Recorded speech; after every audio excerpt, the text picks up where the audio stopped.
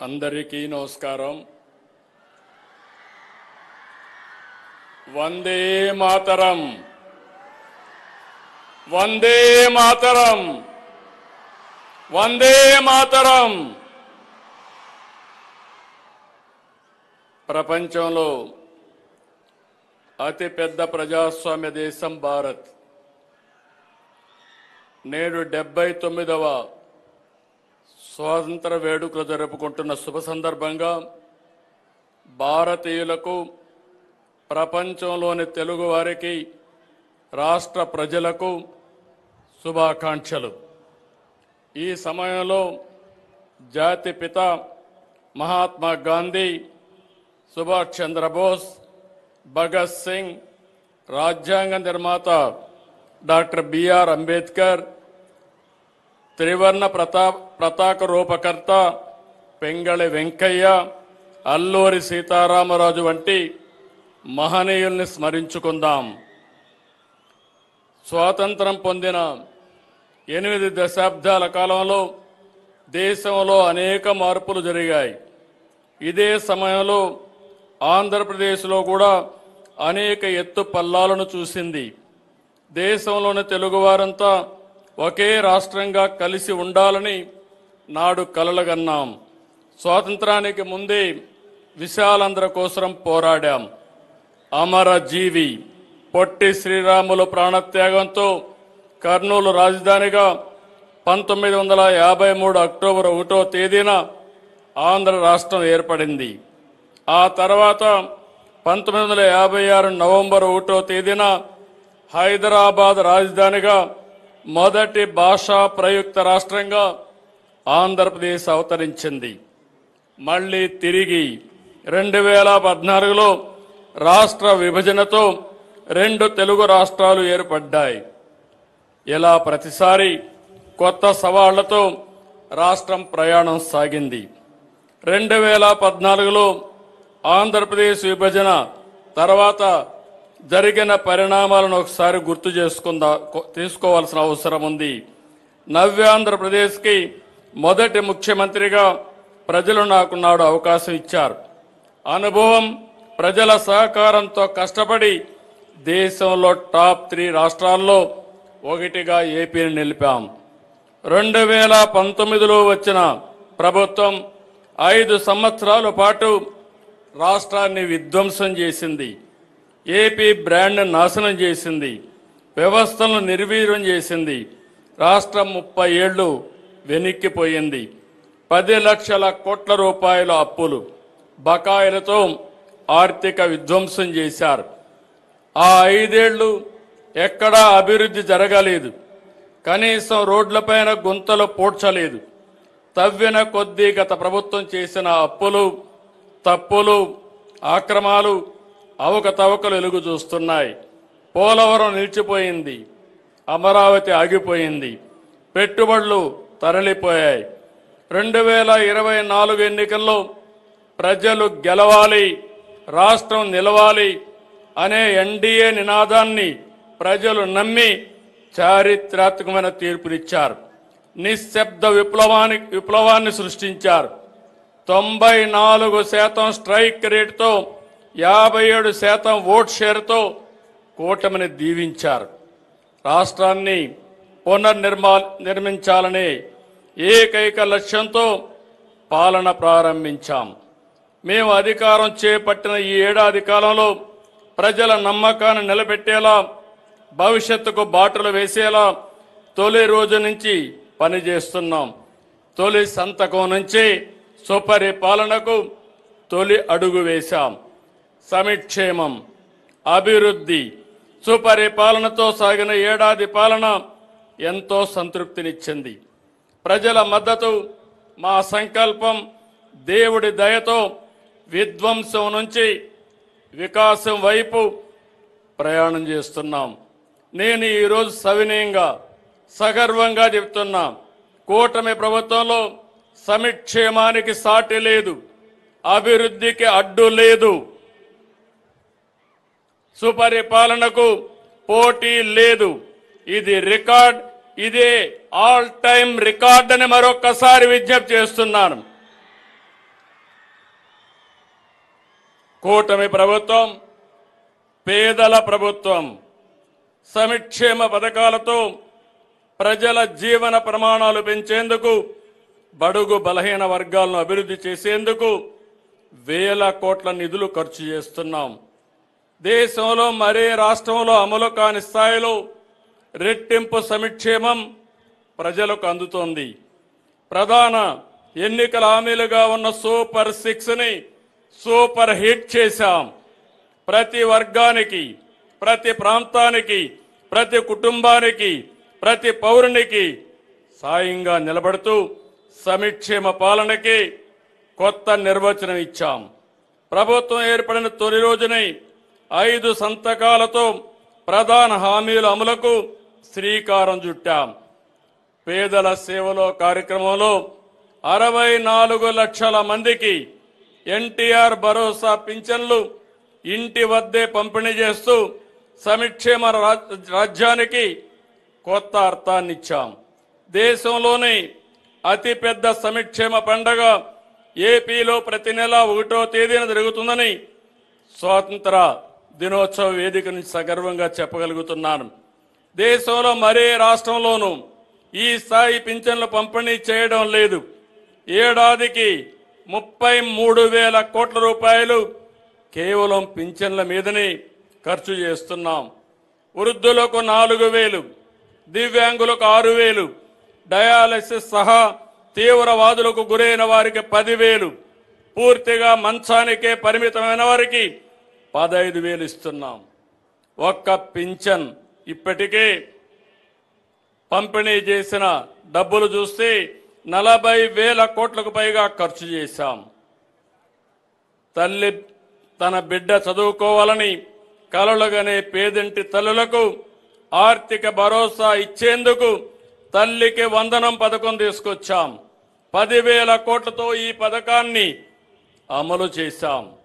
ఒక్కొక్క విద్యార్థికి 15,000 చొప్పున మొత్తం 67 లక్షల మంది తల్లుల ఖాతాలో జమ చేశాం. ఒక కుటుంబంలో ఎంతమంది ఉన్నా చదువుకునే పిల్లలందరికీ ఈ పథకాన్ని వర్తింపజేశాం. జనాభా నిర్వహణలో ఈ పథకం కీలక భూమిక పోషిస్తుంది. రైతు బాగుంటేనే రాష్ట్రం బాగుంటుందని నమ్మే ఈ ప్రభుత్వం ఎప్పుడు అధికారంలో ఉన్నా అన్నదాతకు ప్రాధాన్యత ఇస్తున్నాం. చెప్పినట్టుగానే అన్నదాత సుఖీభవ పథకం అమలు చేశాం.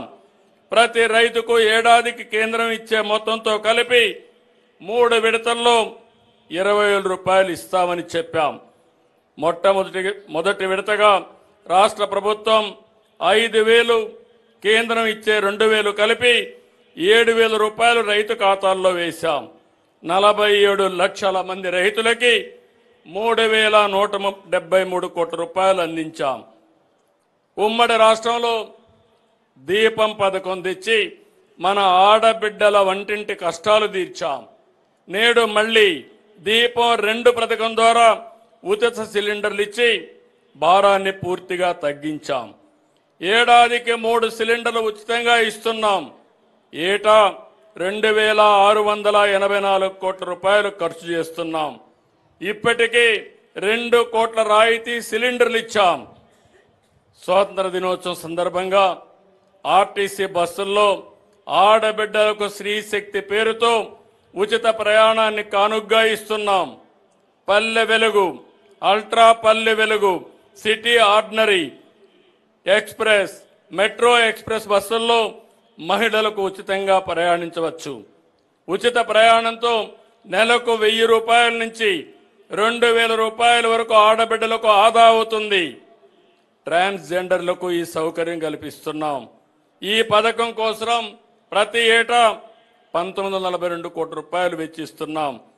2029 నాటికి 20 లక్షల మందికి ఉద్యోగాలు, ఉపాధి అవకాశాలు కల్పిస్తామని సూపర్ 6లో చెప్పాం. చెప్పినట్టుగానే తొలి సంతకంతో ఉద్యోగాలు ఇస్తున్నాం. 16,347 పోస్టులు మెగా డిఎస్సి ద్వారా ఈ నెలాఖరు లోపల నియామకాలు పూర్తి చేస్తాం.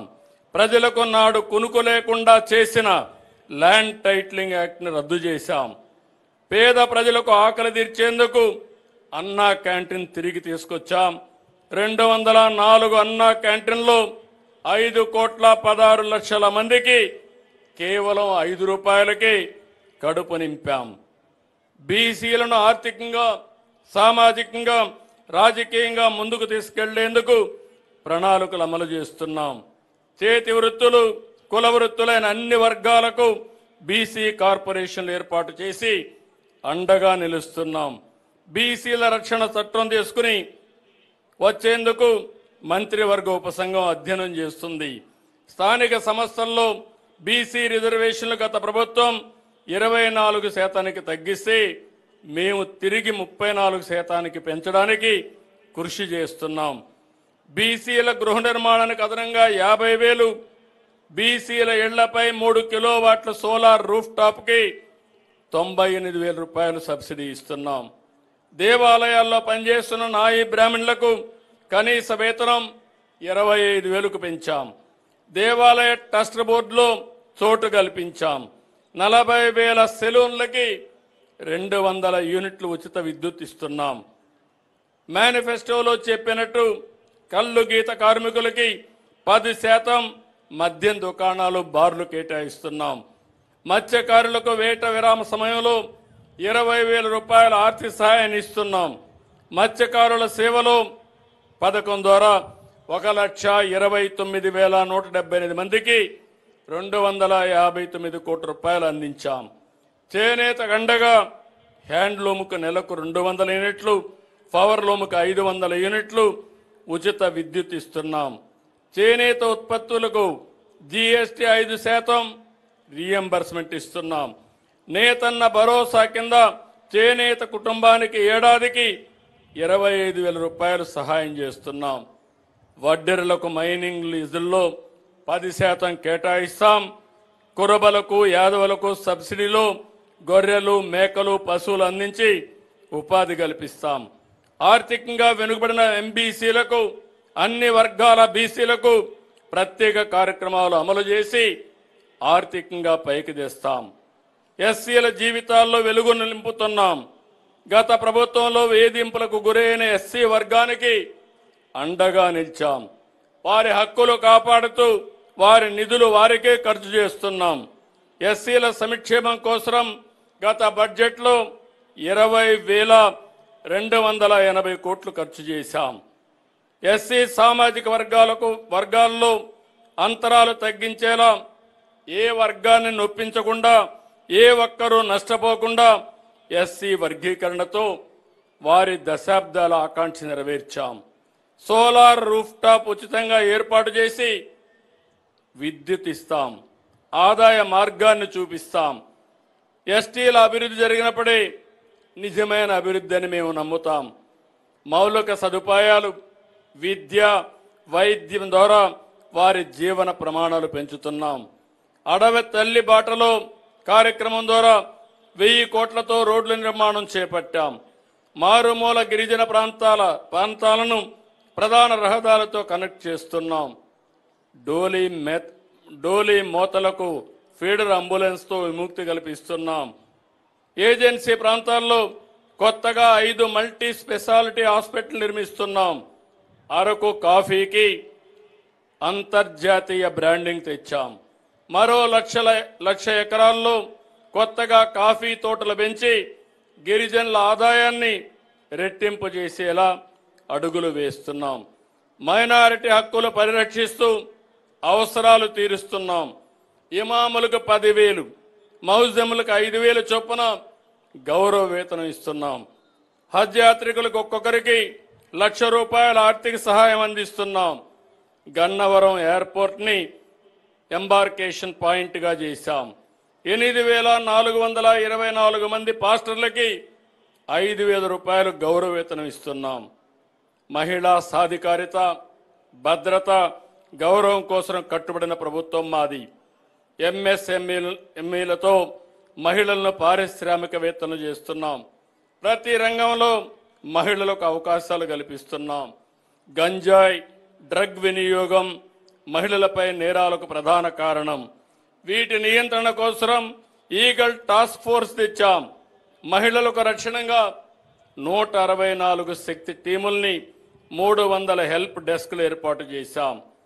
భావ ప్రకటన స్వేచ్ఛ పేరుతో సోషల్ మీడియాలో మహిళలపై అసభ్యకరమైన పోస్టులు పెడితే కఠినంగా వ్యవహరిస్తున్నాం. మహిళల ఆత్మ గౌరవాన్ని కాపాడతాం.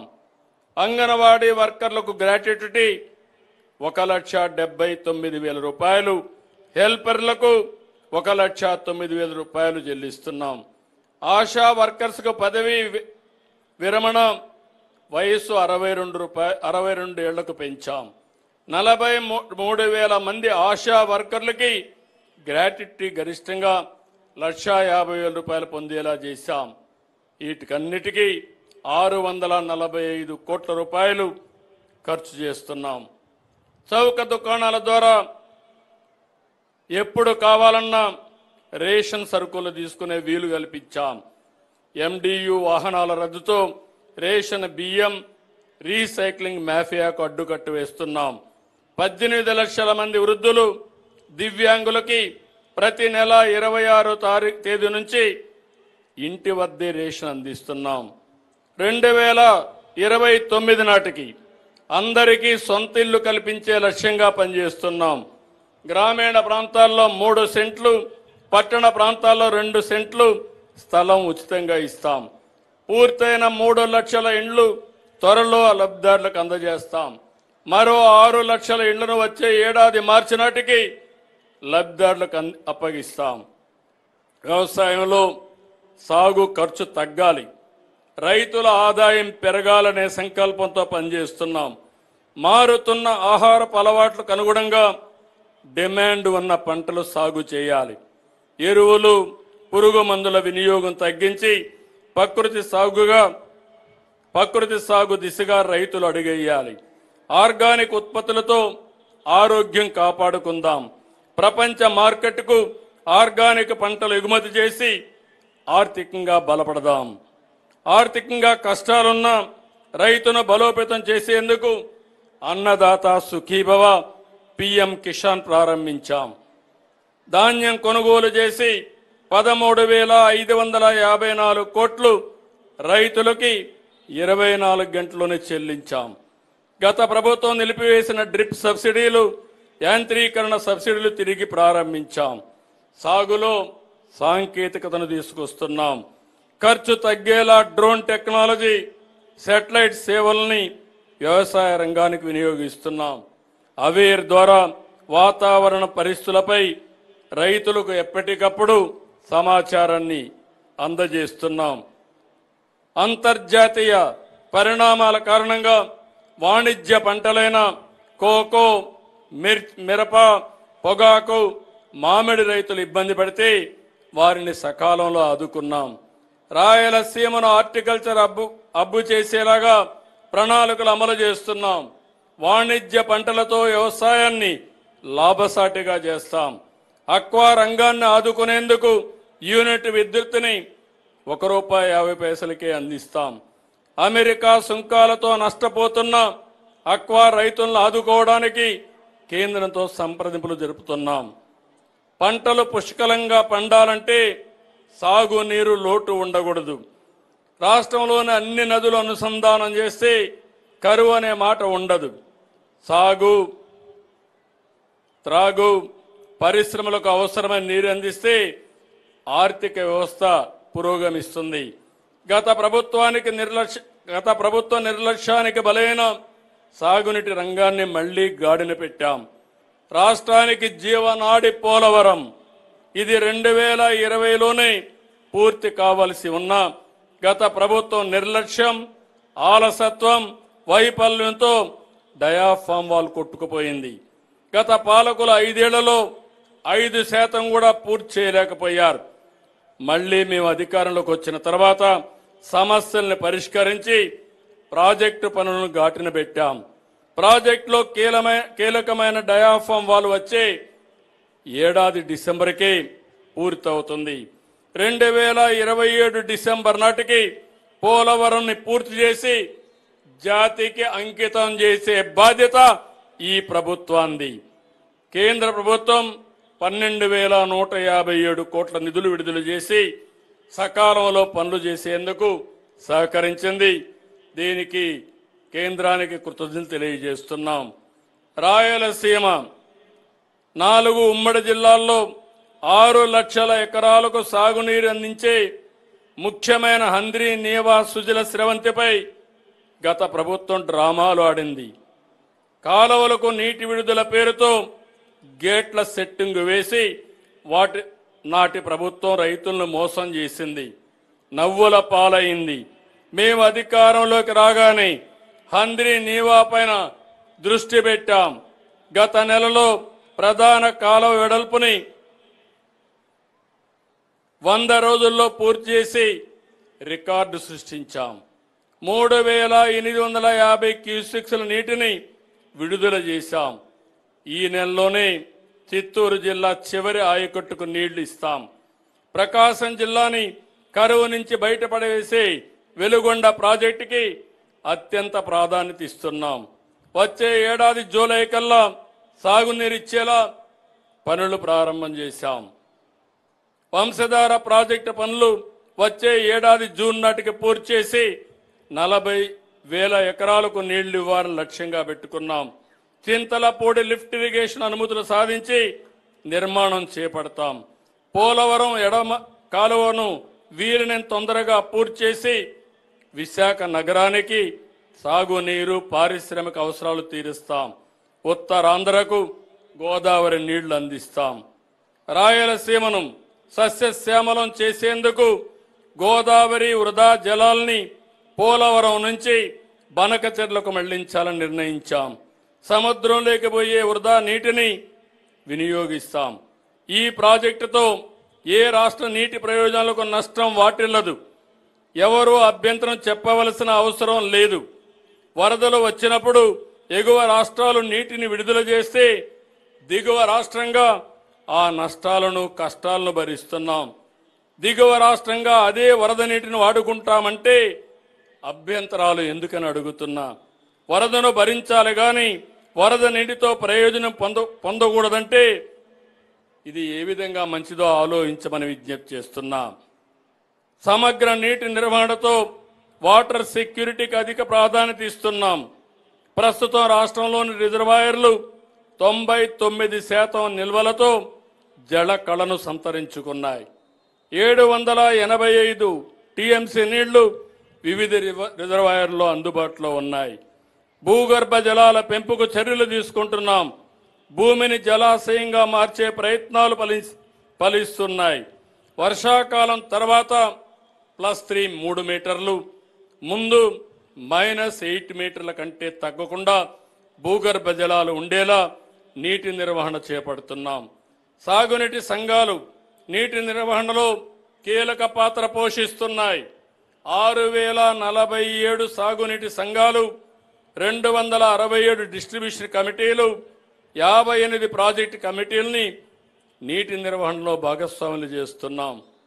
పల్లెలే దేశానికి పట్టుకొమ్మలన్న జాతిపిత మహాత్మా గాంధీ మాటలు మాకెప్పుడూ ఆచరణనీయం. జాతీయ గ్రామీణ ఉపాధి పథకం కింద అత్యధికంగా 5,211 కోట్ల రూపాయలు ఖర్చు పెట్టాం. గ్రామీణ ప్రాంతాల్లో 4,000 కిలోమీటర్లు సీసీ రోడ్లు, 250 కిలోమీటర్లు బీటీ రోడ్లు వేశాం. 2028 నాటికి జల్ జీవన్ మిషన్ కింద ప్రతి పల్లెకు ప్రతి గడపకు సురక్షిత తాగునీరు అందిస్తాం. గ్రామీణ పారిశుద్ధ్యం మెరుగుపరిచేందుకు పైలట్ ప్రాజెక్టు కింద 500 మ్యాజిక్ డ్రైన్స్ నిర్మాణాన్ని చేపడుతున్నాం. గత ప్రభుత్వ హయాంలో రెవెన్యూ శాఖలో అనేక అక్రమాలు జరిగాయి. నాడు ప్రజలు తమ భూములు ఆస్తులకు రక్షణ కోల్పోయారు. గత ప్రభుత్వం భూ సర్వే పేరిట ప్రతి గ్రామంలో వివాదాలు సృష్టించింది.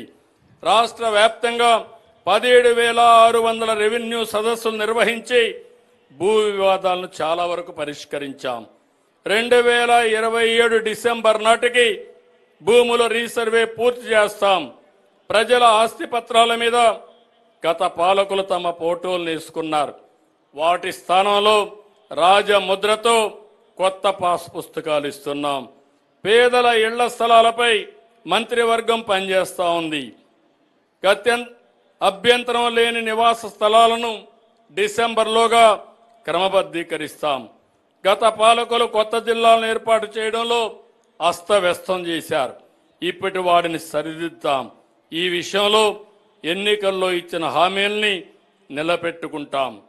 సంపద సృష్టి జరగాలంటే నాలెడ్జ్ ఎకానమీ ప్రధానం.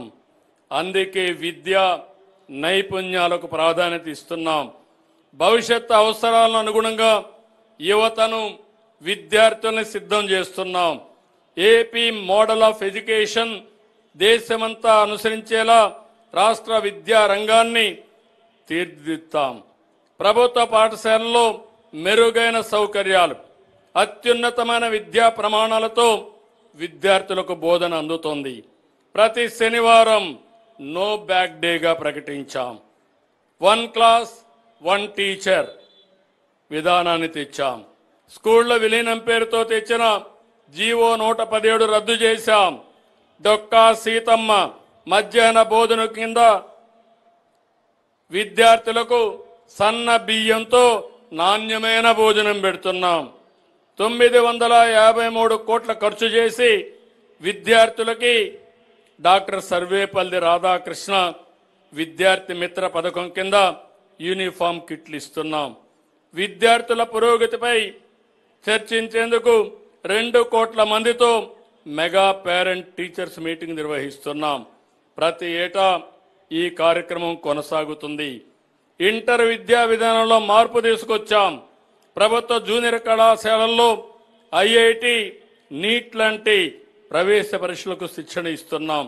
ఫీజు రీఎంబర్స్మెంట్ బకాయిలు విడుదల చేశాం. స్కిల్ సెన్సస్ ద్వారా యువత నైపుణ్యాలను అంచనా వేస్తున్నాం. వారికి అవసరమైన నైపుణ్య శిక్షణ ఇచ్చి పరిశ్రమలకు అనుసంధానం చేస్తాం. భవిష్యత్ అవసరాలకు తగ్గట్టు పాఠ్యాంశాలు మార్పులు చేస్తున్నాం. కరికులం అప్డేట్తో పాటు స్కిల్ పెంచే కార్యక్రమాన్ని చేపట్టాం. నైపుణ్య అభివృద్ధి సంస్థ ద్వారా శిక్షణ పొందిన 74,834 మందికి ప్లేస్మెంట్లు కూడా వచ్చాయి. ప్రతి నియోజకవర్గంలో ప్రతి సంవత్సరం జాబ్ మేళా నిర్వహిస్తున్నాం. ఆరోగ్య ఆంధ్రప్రదేశ్ అనేది మా విధానం. Preventive, curative, cost effective, real time monitoring విధానాలతో ప్రజారోగ్యానికి సంజీవనిగా వైద్య శాఖను తీర్చిదిద్దాం. మేము ఆధునిక విధానాలను అనుసరిస్తున్నాం. గేట్స్ ఫౌండేషన్ భాగస్వామ్యంతో ప్రజారోగ్యం కోసం కృషి చేస్తున్నాం. ఆర్టిఫిషియల్ ఇంటెలిజెన్స్ సాయంతో మెరుగైన ఆరోగ్య సంరక్షణ చేపడుతున్నాం. ఎన్టీఆర్ వైద్య సేవ పథకం కింద 3,257 వ్యాధులకు ఉచితంగా చికిత్స అందిస్తున్నాం. ప్రజారోగ్యంలో డిజిటల్ నెర్వ్ సెంటర్ భవిష్యత్ తరం వైద్య సేవలకు శ్రీకారం చుట్టాం. టాటా సంస్థ భాగస్వామ్యంతో ఈ ఏడాది జూలై 3 నుంచి కుప్పంలో డిజి నెర్వ్ సెంటర్ని పనిచేస్తా ఉంది. వచ్చే 6 నెలల్లో చిత్తూరు జిల్లాలో 2 ఏళ్లలో రాష్ట్రమంతా డిజి నెర్వ్ సెంటర్ని సేవల్ని విస్తరిస్తాం. 175 నియోజకవర్గాల్లో 100 నుంచి 300 పడకల మల్టీ స్పెషాలిటీ ఆసుపత్రుల నిర్మాణం చేపట్టాం. ప్రాథమిక సామాజిక ఆరోగ్య కేంద్రాలు బలోపేతం చేసి దీనికోసం 233 కోట్లు ఖర్చు చేస్తున్నాం. మానవత్వంతో స్పందించి సీఎం సహాయ నిధి కింద ఇప్పటి వరకు 552 కోట్ల రూపాయలు అందించాం. వైద్య రంగంలో సాంకేతికను వినియోగించడంతో పాటు వారసత్వమైన యోగాని, నేచురోపతిని ప్రజారోగ్యం కోసం ప్రోత్సహిస్తున్నాం. విశాఖ వేదికగా 3,19,000 మందితో యోగా నిర్వహించి గిన్నిస్ రికార్డు సాధించాం. మరో 21 ప్రపంచ రికార్డులు సృష్టించాం. యోగాంధ్ర కార్యక్రమాన్ని ప్రధాని ప్రశంసించారు. త్వరలోనే యోగాధ్యయన పరిషత్తు ఏర్పాటు చేస్తున్నాం. రాష్ట్రానికి గ్రోత్ ఇంజన్లుగా నగరాలు, పట్టణ ప్రాంతాలను అభివృద్ధి చేస్తున్నాం. జనాభా అవసరాలకు అనుగుణంగా పట్టణ ప్రాంతాల్లో మౌలిక సదుపాయాలను కల్పిస్తున్నాం. భవన నిర్మాణాలకు అనుమతులు సులభతరం చేశాం. 100 గజాల్లోపు స్థలాల్లో ఎటువంటి బిల్డింగ్ ప్లాన్ లేకుండా ఇంటిని నిర్మించుకునే అవకాశాన్ని కల్పించాం. విశాఖ విజయవాడ మెట్రో రైలు ప్రాజెక్టులను పట్టాలెక్కించాం. విశాఖలో 76 కిలోమీటర్లు, విజయవాడలో 38 కిలోమీటర్ల మేర మెట్రో రైలు ప్రాజెక్టు నిర్మిస్తాం. ప్రతి 3వ శనివారం రాష్ట్ర వ్యాప్తంగా స్వచ్ఛాంధ్ర, స్వర్ణాంధ్ర నిర్వహిస్తూ పరిశుభ్రతకు పెద్దపీట వేస్తున్నాం. గత ప్రభుత్వం ప్రజలపై రుద్దిన చెత్త పన్ను రద్దు చేసి వారు వదిలి వెళ్లిన 83 లక్షల మెట్రిక్ టన్నుల చెత్తను కూడా తొలగించాం.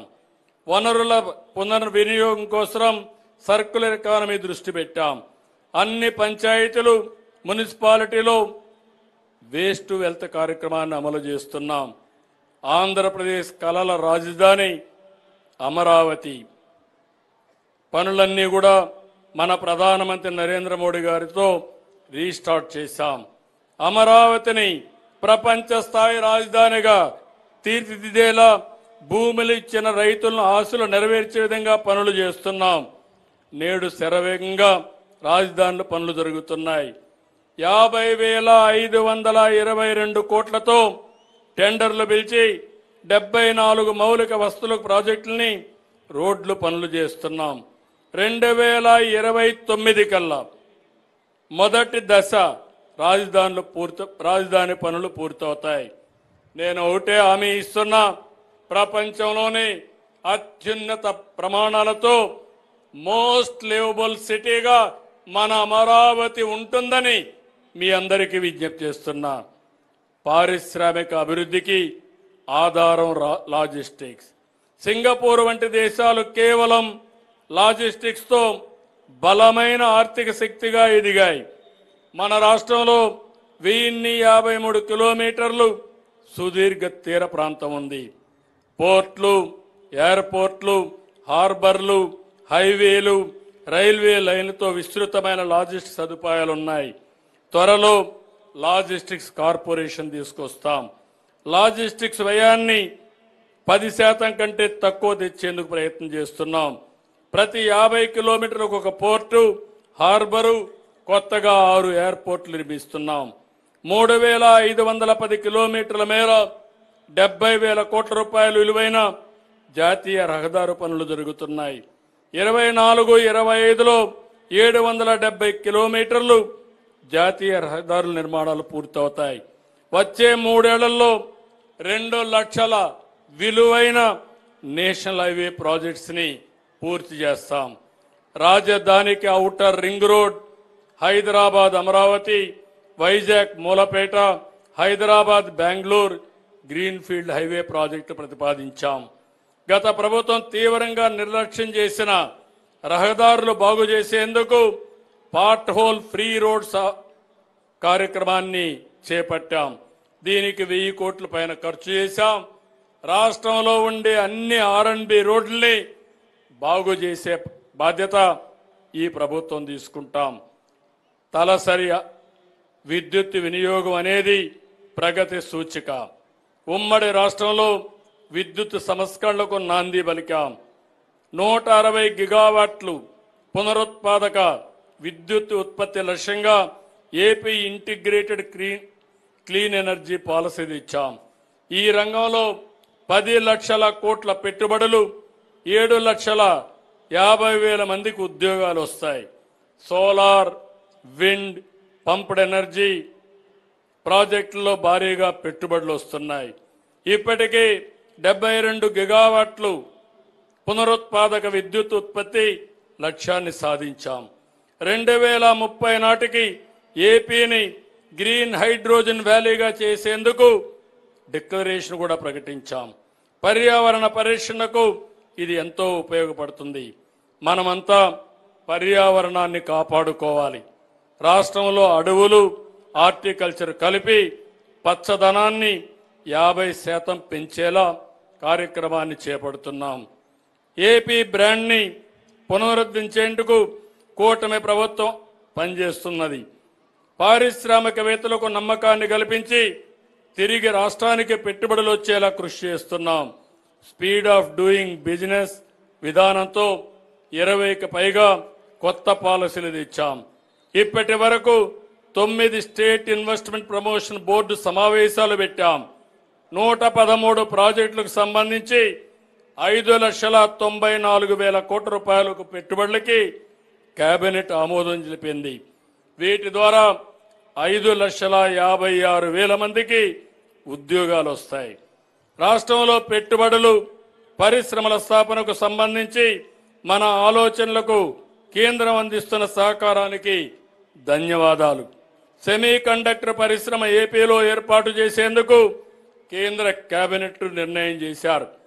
మొబైల్స్, ఆటోమొబైల్, ఎలక్ట్రానిక్స్, సెటాప్ బాక్సులలో ఉపయోగించే సెమీ కండక్టర్ తయారీ పరిశ్రమ దీనితో విప్లవాత్మక మార్పు వస్తుంది. ఒక కుటుంబం ఒక పారిశ్రామికవేత్త అనే లక్ష్యంతో ఎంఎస్ఎంఈలు నెలకొల్పేలా ప్రణాళికలు అమలు చేస్తున్నాం. 175 నియోజకవర్గాల్లో ఎంఎస్ఎంఈ పార్కులు ఏర్పాటు చేస్తున్నాం. విశాఖ స్టీల్ ప్లాంటుకు కేంద్రం చేసిన 11,400 కోట్ల ఆర్థిక సాయంతో ప్లాంట్ను పరిరక్షించాం. విశాఖ రైల్వే జోన్ సాధించాం. కార్యాలయ భవన నిర్మాణాలు చురుగ్గా జరుగుతున్నాయి. పర్యాటకం అంటే సౌందర్యం, సాంస్కృతిక వైభవం, ఆధ్యాత్మిక వారసత్వం. పర్యాటకానికి పారిశ్రామిక హోదా ఇచ్చాం. Heritage, eco, adventure, wildlife, beach, temple tourism సర్క్యూట్లు అభివృద్ధి చేస్తూ పర్యాటకులకు ఆహ్లాదాన్ని అందిస్తున్నాం. 8,163 కొత్త గదులు అందుబాటులో వచ్చేట్టుగా 85 ప్రముఖ హోటళ్లతో ఒప్పందం చేసుకున్నాం. దేవాలయాలు సంస్కృతికి చిహ్నాలు, ఆధ్యాత్మిక కేంద్రాలు. 6,000కు పైగా ఆలయాల్లో నిత్యం ధూపదీప నైవేద్యాలకు 10,000 రూపాయలు చొప్పున విడుదల చేశాం. అర్చకుల వేతనాల్ని 15,000కు పెంచాం. ఆలయాల్లో అన్య మతస్థులు లేకుండా చూస్తున్నాం. వాట్సాప్ ద్వారా ఆలయాల్లో దర్శన సేవలు, వసతి బుకింగ్ చేసుకునేలా సులభతరం చేశాం. తిరుమలలో సహా రాష్ట్రంలో అన్ని దేవాలయాల్లో ప్రసాదాలు, సేవల్లో నాణ్యత పెంచాం. 23 ప్రధాన ఆలయాల్లో నిత్యాన్నదాన పథకం అమలు చేస్తాం. ఆర్య వయస్సుల ఆరాధ్య దైవం వాసవి కళ్యాణ పరమేశ్వరి అమ్మవారి ఆత్మార్పణ దినోత్సవాన్ని అధికారికంగా నిర్వహిస్తున్నాం. అధికారంలో ఉంటే ప్రజా సంపద రక్షణ, ప్రజారోగ్యానికి భరోసా. గత పాలకులు అక్రమ ఆర్జన కోసం సహజ వనరులు దోచుకున్నారు. ప్రజల ఆరోగ్యాన్ని పణంగా పెట్టారు. ఇసుక దోపిడీతో నిర్మాణ రంగాన్ని కూల్చి ఆ రంగంలో ఆధారపడిన లక్షల మందిని రోడ్డున పడేశారు. నాణ్యత లేని మద్యంతో ప్రజల ఇళ్ళు ఒళ్ళు గుల్ల చేశారు. అధికారంలోకి రాగానే ఆర్థిక అవసరాలను పక్కన పెట్టి ఉచిత ఇసుక విధానాన్ని అమలు చేసి భవన నిర్మాణ రంగాన్ని నిలబెట్టాం. ఇప్పటి వరకు 1,50,00,000 మెట్రిక్ టన్నుల ఇసుక ఉచితంగా అందించాం. ప్రజా ఆరోగ్యాన్ని గుర్తులో పెట్టుకుని మద్యం పాలసీని రూపొందించాం. ప్రభుత్వమే మద్య వ్యాపారం చేసే విధానానికి స్వస్తి పలికాం. నాణ్యమైన బ్రాండెడ్ మద్యం విక్రమాలు జరిగేలా చూస్తున్నాం. మేమెప్పుడు అధికారంలో ఉన్నా శాంతి భద్రతలకు ప్రాధాన్యత ఇస్తాం. లా అండ్ ఆర్డర్ ఉంటేనే రాష్ట్రానికి పెట్టుబడులు వస్తాయి, అభివృద్ధి జరుగుతుంది, ప్రజల్లో ఆనందం ఉంటుంది. అరాచక శక్తులపై కఠినంగా వ్యవహరిస్తాం. కొందరు రాజకీయ ముసుగులో నేరాలకు పాల్పడుతూ అలజడి సృష్టించాలని ఆలోచిస్తున్నారు. వాళ్ళ ఆటలో సాగనివ్వం. శాంతి భద్రతల కంటే మా ప్రభుత్వానికి ఏది ముఖ్యం కాదు. పోలీస్ శాఖకి పూర్తి స్వేచ్ఛనిచ్చాం. ప్రభుత్వాలంటే ప్రజల తక్షణ అవసరాలు తీర్చడమే కాదు, వారికి బంగారు భవిష్యత్తు అందించి అలాంటి అవకాశాలు కల్పించవలసిన అవసరం ఉంది. దీనికోసం ఏ ప్రభుత్వమైనా ఏ నాయకుడైనా విజన్తో పనిచేయాలి. 1995లో ఐటీ గురించి మాట్లాడాం. ఐటీని ప్రోత్సహించి ఫలితాలు చూపించాం. నేడు 2025లో క్వాంటమ్ వ్యాలీ గురించి మాట్లాడుతున్నాం. ఏఐ ని పాలనలో ఉపయోగిస్తున్నాం. ఏఐని ఆర్టిఫిషియల్ ఇంటెలిజెన్స్ని ప్రమోట్ చేస్తున్నాం. డేటా లేక్ అవేర్ వినియోగంతో పౌర సేవల్లో సమూల మార్పులు తెస్తున్నాం. సిలికాన్ వ్యాలీ తరహాలో దేశంలో అమరావతిలో క్వాంటమ్ వ్యాలీ అమలవుతుంది.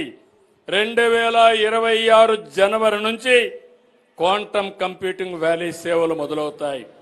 ఉత్తరాంధ్రకి ఐటీ డేటా సెంటర్లు వస్తున్నాయి. రాయలసీమలో defence, space, aerospace, drone, automobile, electronic పరిశ్రమలు వస్తున్నాయి. అన్ని ప్రాంతాల అభివృద్ధికి కృషి చేస్తున్నాం. ఐటీ, ఎలక్ట్రానిక్ రంగాల్లో పెట్టుబడుల కోసం కొత్తగా 6 పాలసీలు తీసుకొచ్చాం. నవ్యాంధ్రకు దిగ్గజ ఐటీ కంపెనీలైనటువంటి గూగుల్, టీసీఎస్, కాగ్నిజెంట్ వంటి సంస్థలు పెట్టుబడులు పెట్టడానికి ముందుకొచ్చాయి. అమరావతిలో రతన్ టాటా ఇన్నోవేషన్ హబ్ నెలకొల్పుతున్నాం. హబ్ అండ్ స్పోక్ విధానంలో విశాఖపట్నం, రాజమహేంద్రవరం, విజయవాడ, తిరుపతి, అనంతపురంలో హబ్బులు ఏర్పాటు చేస్తున్నాం. అమరావతిలో గ్లోబల్ లీడర్షిప్ సెంటర్ని ఏర్పాటు చేస్తున్నాం. ప్రజాపాలనలో సాంకేతికతను విస్తృతం చేశాం. వాట్సాప్ గవర్నెన్స్ మనమిత్ర ద్వారా పరిపాలనకి కొత్తదనాన్ని తీసుకొచ్చాం. ఈరోజు ప్రభుత్వం దగ్గరకు వచ్చే పని లేకుండా మీ ఇంట్లో కూర్చొని ప్రభుత్వ సేవలన్నీ 700 సేవలను నేరుగా పొందే విధంగా ఈ రోజు నుంచి అమలు చేస్తున్నాం. ఈ సేవలు అమల్లోకి వస్తాయని చెప్పి కూడా నేను మీకు తెలియజేస్తున్నా. సమాజమే దేవాలయం, ప్రజలే దేవుళ్ళని నమ్మి అని నందమూరి తారక రామారావు గారు చెప్పిన మాటను గుర్తు చేస్తున్నాను. ఆ బాటలోనే మేము పనిచేస్తున్నాం. ఎన్టీఆర్ కళ పేదరికం లేని సమాజం. అంతర్జాతీయంగా నిర్దేశించుకున్న ప్రమాణాల ప్రకారం అత్యంత పేదరికంలో ఉన్న వారిని ఆదుకునేందుకు తీసుకొచ్చిన కార్యక్రమం జీరో పావర్టీ P4. సూపర్ 6 పథకాలు, మేనిఫెస్టో హామీల అమలుతో ప్రజల జీవన ప్రమాణాలను మారుస్తున్నాం. ప్రభుత్వం ఇచ్చే పథకాలతో పాటు సంపన్నులు కూడా భాగస్వాములు చేయడం ద్వారా పేదరికాన్ని తొందరగా పోగొట్టాలనే ఆశయంతో పనిచేస్తున్నాం. ఇందుకోసం పబ్లిక్ ప్రైవేట్ పీపుల్స్ పార్ట్నర్షిప్ కార్యక్రమాన్ని చేపట్టాం. సమాజానికి తిరిగివ్వాలని భావించే వారందరూ స్వచ్ఛందంగా మార్గదర్శకులు కావచ్చు. ఉన్నత స్థాయిలో ఉన్న 10% మంది అట్టడుగునున్న 20% మందికి చేయూతనిచ్చి పైకి తీసుకురావడమే P4 కార్యక్రమం ఉద్దేశం. ఇది స్వచ్ఛంద కార్యక్రమం. పూర్తిగా వాలంటరీగా ఒక స్ఫూర్తిదాయకమైన కార్యక్రమంగా ముందుకు తీసుకుపోతాం. ఇప్పటికీ 10,38,000 మంది బంగారు కుటుంబాలను గుర్తించాం. 1,15,000 మంది మార్గదర్శకులు సాయం చేసేందుకు ముందుకొచ్చారు. ఈ నెల 19 నుంచి క్షేత్రస్థాయిలో ఈ కార్యక్రమాన్ని అమలు చేస్తాం. ప్రధాని నరేంద్ర మోడీ గారు వికసిత్ భారత్ 2047 విజన్ రూపొందించారు. మనం స్వర్ణాంధ్ర 2047 విజన్ రూపొందించాం. రాష్ట్రం, జిల్లా, నియోజకవర్గ స్థాయిలో విజన్ తీసుకొచ్చాం. వెల్తీ, హెల్తీ, హ్యాపీ సొసైటీ లక్ష్యంగా మనం ముందుకు పోతున్నాం. ప్రపంచవ్యాప్తంగా అనేక దేశాల్లో మన తెలుగు ప్రజలు విజయాలు సాధిస్తున్నారు. ప్రతి చోట తమదైన ముద్ర వేస్తున్నారు. 2047 నాటికి భారతదేశం ప్రపంచ ఆర్థిక శక్తిగా నిలుస్తుంది. మన తెలుగు జాతి ప్రపంచంలోనే నెంబర్ 1గా ఉండాలనేది నా తపన, కోరిక, ఆశయం. ఇది సాధిస్తామని మరొక్కసారి మీ అందరికీ విజ్ఞప్తి చేస్తున్నా.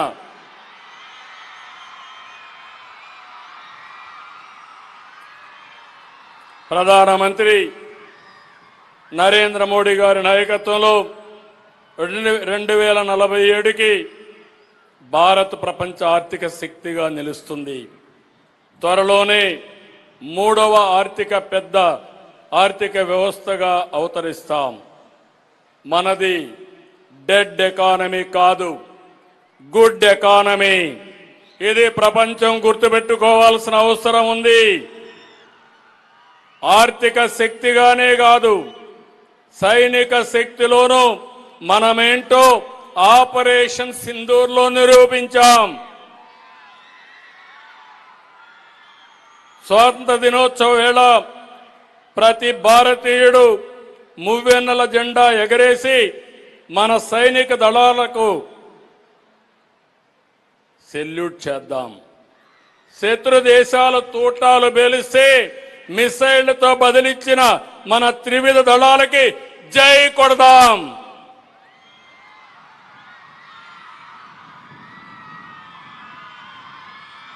మరొకసారి మనమందరం